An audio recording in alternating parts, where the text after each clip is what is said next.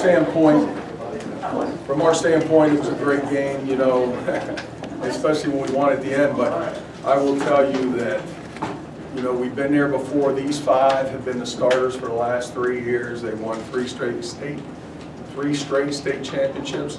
And when we were down 11, there was never anybody holding their head down. They were just, come on, we can do this, we can do this, we can do this. And that's a tribute to our senior leadership. And of course, number 32 decided that she was the best player in the nation tonight, so I think she did that too. But great game, 3-peat, and we're really excited. Megan, talk about that last shot. 2 players in your face. What was going through your head? Well, Coach, I called a timeout. Coach wrote the play. We ran into the opposite side, so I had to sprint over to the opposite side and post up, and I didn't get the ball in the block, so I got on in the high post. And I drop step one way and spin the other way, and I saw a defender coming. So I was questioning myself if I was going to lay the ball up or not, but I figured, you know, it's not a lot of time left on the clock, and whose hands would the ball rather be in than mine, so I just laid it up right over the top. Did it go in? Yeah, but and I sprinted over to the 9. Oh, okay, good. And did you think you guys had won it? Before they put the seconds back on the clock? Yeah, I thought we did, but 0.3 of a second, you know, it's not really much you can do. So we celebrated twice.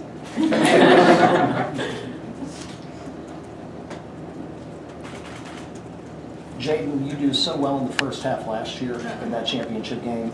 Tonight you scored the first 2 points, and then here come the foul issues. Yeah. How do you keep yourself mentally focused, challenged, even when you were down by double digits, to know that you can still come back and win? Well, I did get down on myself a little bit in the beginning, but then once we went down by so much, I had to pick myself up, and my team picked me up too. So I just knew I had to come back hard so we could win. Megan, can you talk about the defense they played, especially in the second half? It seemed like they threw a couple different defenders at you, gave you a couple different looks.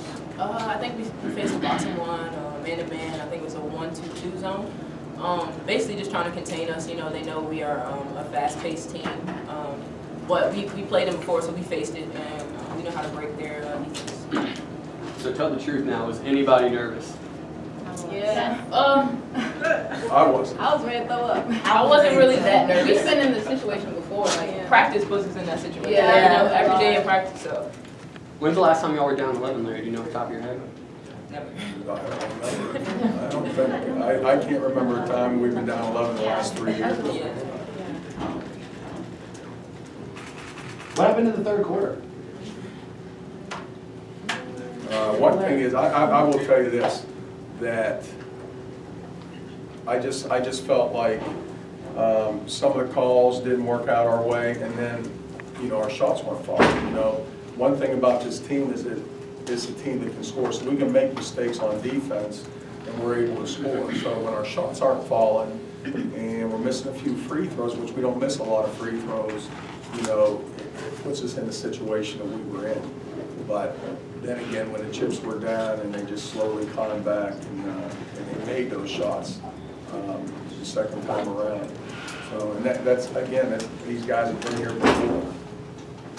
Coach, even though Parson and Morris both got their 4th foul in the third quarter, how big was it for your team with that momentum when Miller fouled out for it? It seemed like you guys felt like you weren't going to lose at that point. Well, I felt like Miller's a great player, but I felt like we made a shift on defense. We decided we were going to put Megan on there as long as she could stay out of foul trouble. And I think that really threw them off. They struggled with that. And if Miller's not scoring a lot of points, they would struggle a little bit. But the thing is, their guards are very good.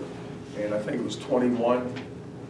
She just lit it up tonight. But their guards are fast. We were having trouble stopping penetration. And you know, but when Miller did go out, it was more of a mental thing than a game thing. Just a big mental thing for us. How different are these 5 girls from the 5 girls who won state championship #1? The difference is little girls and young women. Just a big, big difference. The maturity level of this group, and that's why we won that game, was because of their maturity level. If we were in that situation a few years ago, we might not have won it. I've just watched them grow from little girls to young women, and that's how they acted tonight. players sort of talk about that last 3 seconds after you celebrate and sort of what you saw and what happened in the last couple seconds that they didn't get that shot off? Well, we kind of just knew it wasn't much that they could do with that amount of time on the clock. So we were just focused on not letting anybody touch the ball. Well, the 5 seconds first, and then play good defense so we could score or tip it. Coach, what does senior class mean to your program? They brought recognition to our school. They brought recognition to our program. And if anybody watched our practices, you would know that, you know, even though I call them prima donnas, sometimes they're really not. They're working hard in practice all the time. And this week, we had a great week of practice. I mean, I felt like I knew Kings Fork was peaking. And I thought last year coming into this game, we were peaking, and I didn't think we were peaking now. I thought we peaked in the middle of the season in the tournaments over Christmas. And, but when I saw what we did at practice this week and saw their attitudes, 4 days of practice and their hustle, you could just tell they were focused. And again, that's because they're seniors. They've just been there, and I just saw a totally different thing, you know, than maybe I would have saw 2 years ago. Megan, how have you changed over your 4 years at Monacan? Definitely defensively, you know, he's helped me improve my defense and maturity, you know, and dealing with controversy, you know, playing here. It's kind of different than any other program in the county. You know, we work harder than everyone else, so definitely preparing for the next level and learning how to work hard. What are you going to remember from your 4 years in your high school? I guess 3 championships, 3 seasons. Could you have scripted your high school career any better than the way it turned out? I mean, you can always be better, but it's a crazy, tremendous career here at Monacan. Is this your first time that your team has gone undefeated completely? Yes. What's that feeling like? You know what, I don't think we've talked about being undefeated all season. Yeah, we haven't talked about it. Yeah, we really never talked about it. It wasn't even, we were talking about third state championship. You know, we went through that tough stretch in December. We were talking about just getting to the next game, No, I don't think the word undefeated really ever came up. And I know I really didn't talk about it, and I never heard them talking about it. So it's now like come to that realization like, oh my God, wait a minute. We didn't Oh, lose. I mean, we knew. Don't get me wrong, we knew. We just didn't focus on that.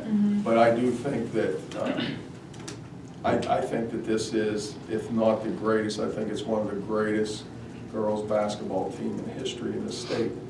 I don't think there's many better, and if there are any better. I think it's important to point out that there's this stigma between like men's and women's sports, but you guys were like basically pioneers in bringing Monacan's athletics to the forefront. Do you guys feel any differently based off of that? That sometimes you guys might not get the recognition that you deserve, but yet you started this, you got the ball rolling, and you continue to do it the whole time? I feel like we kind of were the pioneers of this, of the women's game, or at least in this county, in this area, or even in the state.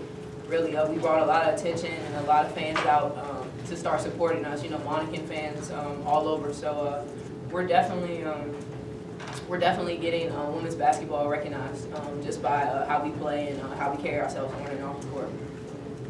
Abby, can I get your perspective on everything? Yeah, you don't get as much press sometimes as some of the others here at the table, but you have been such a warrior, such a worker, and you have done your role so well over your career.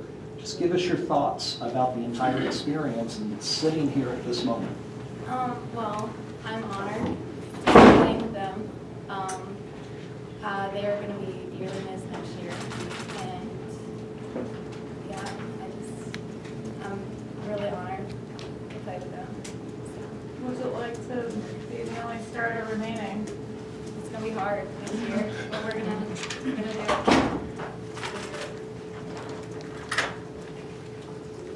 Coach, did Kings Fork do anything differently this time around from the last time you faced them defensively, or anything? No, I don't. I'm trying to think. You know, they denied Megan maybe a little bit more than they have in the past, but it's hard to deny Megan because of Jasmine and Alex and Jaden. You know, everybody can score. So I thought they did a little bit more of that. Their intensity was great. And I thought that they were peaking at the right time. That's the one thing that scared me about Kings Fork was, we've been watching them since Christmas. And I just thought they were peaking. And I knew that we would have to play one of our better games, hopefully, to win. And so I just thought the intensity was good. Their guards have just gotten better and better and better this year. Anything else? You guys good? Thanks, man.